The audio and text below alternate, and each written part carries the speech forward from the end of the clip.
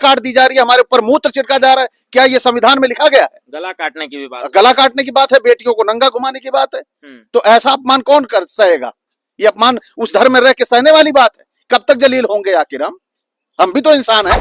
लेकिन इसी तरह अगर चलता रहा तो क्या मैं इस तरह रुकूंगा? मैं भी 2 दिन पहले डेट दूंगा, 2 दिन पहले घर से ही निकल जाऊंगा। यादवों की कमी है कि अपने पूर्वजों को ये खुद नहीं पहचान पा रहे। इन्हें मथुरा पे खुद कब्जा करना चाहिए, विंध्याचल पे खुद कब्जा करना चाहिए, जगन्नाथ पे खुद कब्जा करना चाहिए। जब ये खुद पूजा पाठ नहीं कर रहे हैं तो दूसरे पूजा पाठ करेंगे, अपनी बपौती बना ही लेंगे। वो धर्म के नाम पे राजनीति करना उनका काम है, वो धर्म के नाम पे राजनीति कर रहे हैं और ये साफ साफ मामला दिखाई भी दे रहा है। जो संत सिंह यादव हैं, मुकुट बिहारी हैं, इन्होंने उसकी रोजी रोटी पे लात मारी है। जो इटावा में जो घटना हुई है, जो यादव कथावाचकों के साथ अमानवीय कृत किया गया है, उसी को लेकर के यादव सेना का आज 29 जून को आह्वान था कि यादव सेना की पूरी टीम अपने दल बल के साथ इटावा जाएगी। लेकिन उससे पहले ही देर रात में यादव सेना संगठन के पदाधिकारियों को हाउस अरेस्ट कर लिया गया है। सुबह के 10 बज रहे हैं। 10 बजे यादव सेना का आह्वान था कि 10 बजे यादव सेना लखनऊ से निकलेगी, इटावा के लिए कूच करेगी। लेकिन यहाँ पे आप देख सकते हैं यादव सेना संगठन के संयोजक अचल सिद्धार्थ यादव हैं, अखंड भारत मिशन के राष्ट्रीय अध्यक्ष देवेंद्र प्रताप यादव जी हैं। बातचीत करेंगे इन लोगों से कि आखिर आगे की अब इन लोगों की क्या तैयारी होगी, क्योंकि जो तैयारी थी, जो प्लानिंग थी आज जाने की इटावा में, उन्हें जाने नहीं दिया गया, यहीं पे हाउस अरेस्ट करके रोक लिया गया है। अब क्या करेंगे आप लोग? अब ज्ञापन दिया गया है और उधर हमारे राष्ट्रीय अध्यक्ष जो हैं वो भी ज्ञापन राज्यपाल को देने जा रहे हैं। यहाँ भी ज्ञापन जो दिया गया है वो संबोधित राज्यपाल जी को है, उन तक पहुंचाया जाएगा और न्याय उन्हें वहां पर हर हाल में दिलाया जाएगा। जी, पीड़ित पक्ष को न्याय हर हाल में दिलाना है। और सबसे पहली बात, जो वहां पर महिला बार बार आके सोशल मीडिया पे या न्यूज चैनलों के माध्यम से आप शब्दों का इस्तेमाल कर रही है, हमारा सबसे बड़ा आग्रह है कि सबसे पहले या तो उसे अरेस्ट कर लें या फिर उसके जुबान पे लगाम लगाएं। बिल्कुल। अच्छा, जिस तरीके से लगातार शासन प्रशासन कोई प्रतिक्रिया नहीं आ रही है उस मामले में, उस महिला की कोई गिरफ्तारी नहीं हो रही है, उसके खिलाफ कोई कानूनी कार्रवाई नहीं की जा रही है, लेकिन आप लोगों की गिरफ्तारी यहाँ पे हो गई है, इसे कैसे आप देखते हैं? इस पूरे नहीं, जो आप कह रहे हो कुछ नहीं हो रहा है, ये सब देख रहे हो, सब हो ही तो रहा है, ये सब होने में ही दिख रहा है। अब उधर क्यों नहीं रोक रहे हैं? क्या सत्ता पक्ष जानबूझ के उकसाना चाहता है मामले को? ऐसा भी हो सकता है, क्योंकि वो धर्म के नाम पे राजनीति करना उनका काम है, वो धर्म के नाम पे राजनीति कर रहे हैं और ये साफ साफ मामला दिखाई भी दे रहा है कि ये उकसाने का ही काम है। नहीं तो अब तक एक बार जब वहीं चोटी कटी थी और मूत्र का छिड़काव किया गया था, वहीं पे बात खत्म की जा सकती थी, लेकिन सरकार लापरवाही कर रही है, इस मामले को उकसा रही है। अच्छा, जिस तरीके से कथा वाचन के लिए रोका गया, जो कृत्य किया गया उन लोगों के साथ, एक कहावत कही जाती है कि भगवान श्री कृष्ण जो थे और भागवत कथा जो है वो यादवों की कथा है, भगवान श्री कृष्ण की कहानी है, तो यादवों को आखिर कथा कहने से अपने पूर्वज की क्यों रोका जा रहा है? अब ये यादवों की कमी है कि अपने पूर्वजों को ये खुद नहीं पहचान पा रहे। इन्हें मथुरा पे खुद कब्जा करना चाहिए, विंध्याचल पे खुद कब्जा करना चाहिए, जगन्नाथ पे खुद कब्जा करना चाहिए। जब ये खुद पूजा पाठ नहीं कर रहे हैं तो दूसरे पूजा पाठ करेंगे, अपनी बपौती बना ही लेंगे। तो गलती यादवों की है ना कि अपना अधिकार पूरा जताते क्यों नहीं? अब जब अपना पूरा अधिकार जमाएंगे तभी तो उस पर कब्जा पाएंगे। आप छोड़ रहे हो, खुद पूजा पाठ नहीं कर रहे हो तो दूसरे करेंगे ही। तो सख्त होना चाहिए यादवों को और इस अपमान के बाद तो उन्हें पूरी तरह से आगे आना चाहिए और नहीं, वरना खुद इस धर्म को छोड़ देना चाहिए जिस धर्म में इस तरह के अपमान होते हो। क्योंकि धर्म ही छोड़ देना चाहिए। बिल्कुल धर्म छोड़ देना चाहिए। हमें उसी धर्म में प्रताड़ित किया जा रहा है, हमारी चुटिया काट दी जा रही है, हमारे ऊपर मूत्र छिड़का जा रहा है। क्या ये संविधान में लिखा गया है? गला काटने की भी बात, गला काटने की बात है, बेटियों को नंगा घुमाने की बात है। तो ऐसा अपमान कौन कर सहेगा? ये अपमान उस धर्म में रह के सहने वाली बात है। कब तक जलील होंगे आखिर हम भी तो इंसान हैं।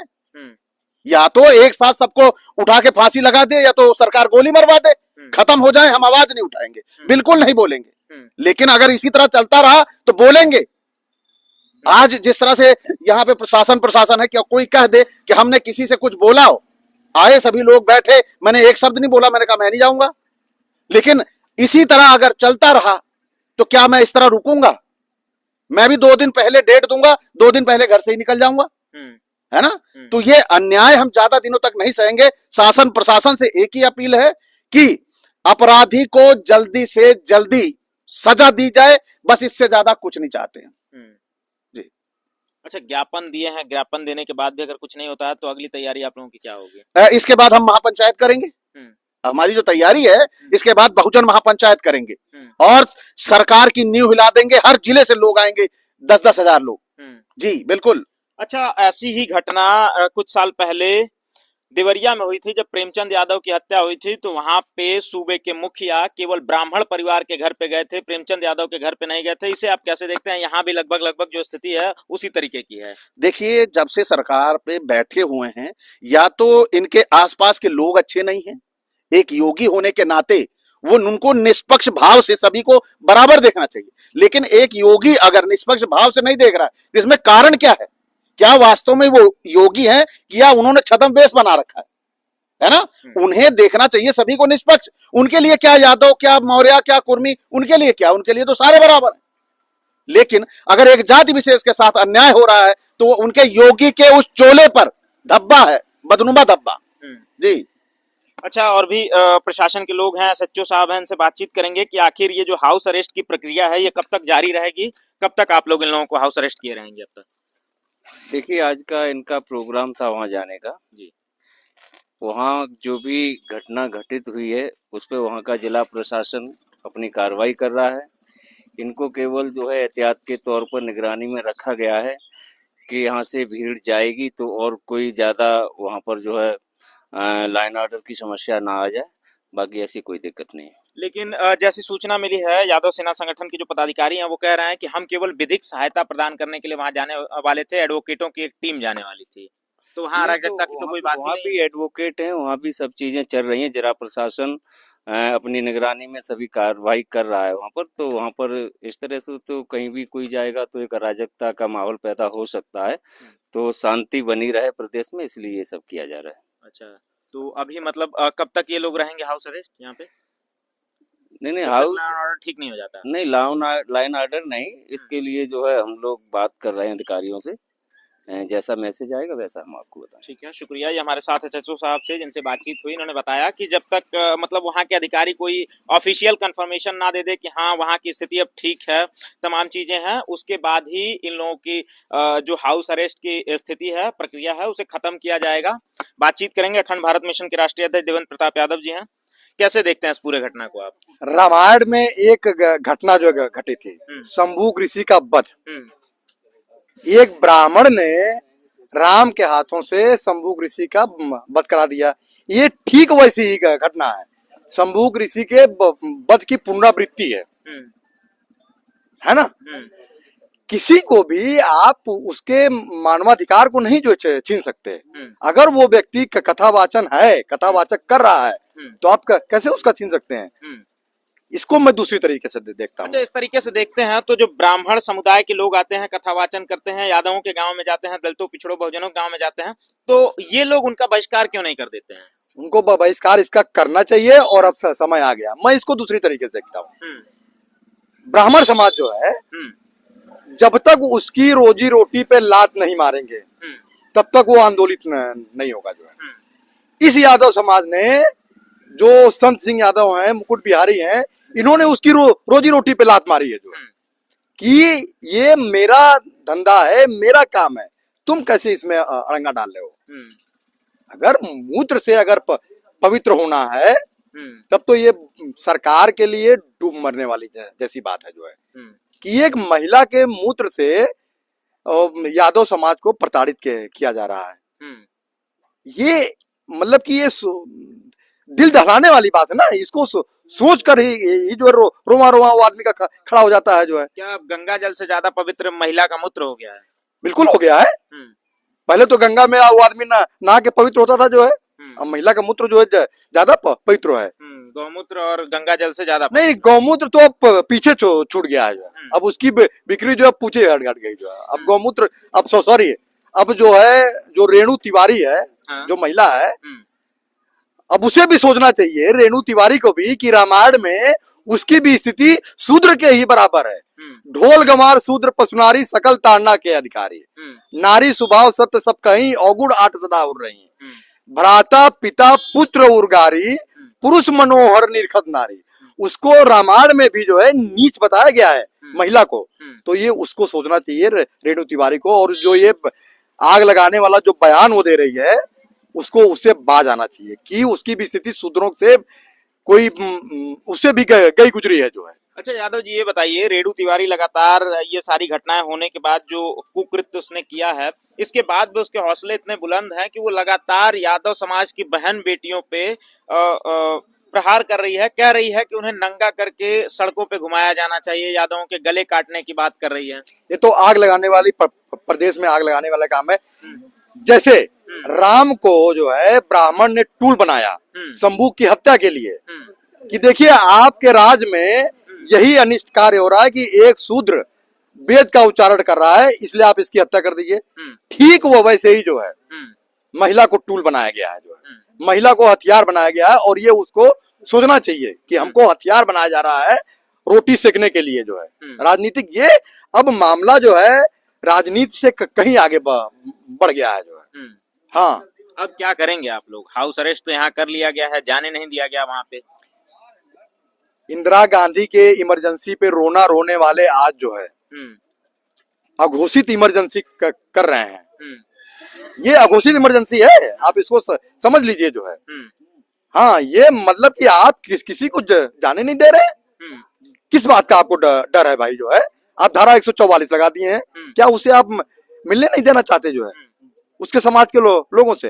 अच्छा, ऐसी घटनाएं जो लगातार समाज में एक यादव कम्युनिटी के ऊपर हो रही हैं, पटेल या पाल जो अभी कौशाम्बी में हालिया मामला हुआ था, इन सब मामलों से आप लोग निपटेंगे आखिर कैसे? पुलिस तो आप लोगों को, जब भी आप बात कर रहे हैं, पुलिस आप लोगों को आकर के हाउस अरेस्ट कर लेती है, रोक देती है जाने से, धरना प्रदर्शन आंदोलन करने से।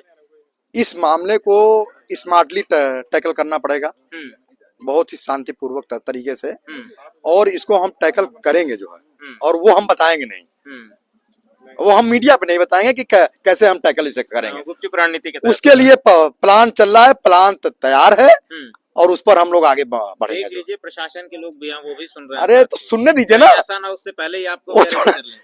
अरे हमें तो 1 साल तक ये नेशे लगा के लोग रह रखे थे, कुछ कर पाए मेरा जो है? कुछ कर पाए? आप बताइए ना। मैं वहां से और मजबूत होकर के निकला हूँ जो है। ये तो आपको पता ही होगा कि मैं 1 साल पहले क्या था, 1 साल बाद जो है क्या हूँ जो है। लेकिन बहुजन समाज को एक संदेश है ओबीसी टाइम्स के लिए, ओबीसी टाइम्स के तरीके से मैं बहुजन समाज को एक संदेश देना चाहता हूँ कि वो अपने महापुरुषों को पहचाने। उसके महापुरुष बाबा साहब भीमराव अंबेडकर, तथागत बुद्ध, कबीर, रैदास, फूले, पेरियार, बीपी मंडल, रामस्वरूप वर्मा, जगदेव प्रसाद कुशवाहा, इसको पहचाने। और जो वो कथा वाचन जो करता है, वो भागवत का कथा वाचन छोड़ करके जो है बुद्ध कथा कहना शुरू कर दे। ये जाति व्यवस्था और पितृसत्ता, पेरियार ईवी रामास्वामी नायकर का, और गुलामगिरी का जो है पाठ करना स्टार्ट कर दे। 2 मिनट में जनता सही हो जाएगी जो है। जनता को नेता की जरूरत जो नहीं पड़ेगी, तब नेता को जनता की जरूरत पड़ेगी, तब मामला उल्टा हो जाएगा। यही जो आज हमें हाउस अरेस्ट कर रहे हैं, यही कल हमारे जो पैरों में गिर करके जो है। अच्छा, ये बयानबाजी का जो दौर है लगातार, ये अगर नहीं थमता है तो फिर आप लोग क्या करेंगे? जिस तरीके से रेणु तिवारी लगातार मीडिया में आकर के बयानबाजी कर रही है, ये बयानबाजी नहीं थमेगी तो करेंगे क्या आप लोग? उसकी गिरफ्तारी के लिए हम लोग आंदोलन करेंगे। अगले 24 घंटे का टाइम दिया जा रहा है। 24 घंटे का टाइम है। हाँ। अगर नहीं हुआ जो है, हाँ, तो इसके ऊपर आंदोलन होगा, पूरे प्रदेश में आंदोलन, पूरे प्रदेश में आंदोलन होगा। फिर ये चाहे हमें गिरफ्तार करके जेल में डालें, नहीं से लगाए, चाहे जो करें जो है। क्योंकि आजकल तो कर्नाटक में आप देखिए कि एक व्यक्ति बाबा साहब का संविधान पढ़ रहा था, उसके ऊपर जो है राजद्रोह का मुकदमा जो लग गया है भाई। अब तो किताब रखना भी मुश्किल हो गया है। अगर किताब रखना मुश्किल है तो लगा दो इमरजेंसी को, घोषित इमरजेंसी क्यों है भाई? फिर पूरी तरीके से इमरजेंसी लगाओ जो है, आपातकाल लगा दो। और बिहार में और एक संदेश और, बिहार में जिस तरीके से 2002 के चुनाव की गाइडलाइन तैयार की गई है कि जिसका नाम उसमें सम्मिलित नहीं होगा उसको अपनी नागरिकता साबित करनी पड़ेगी।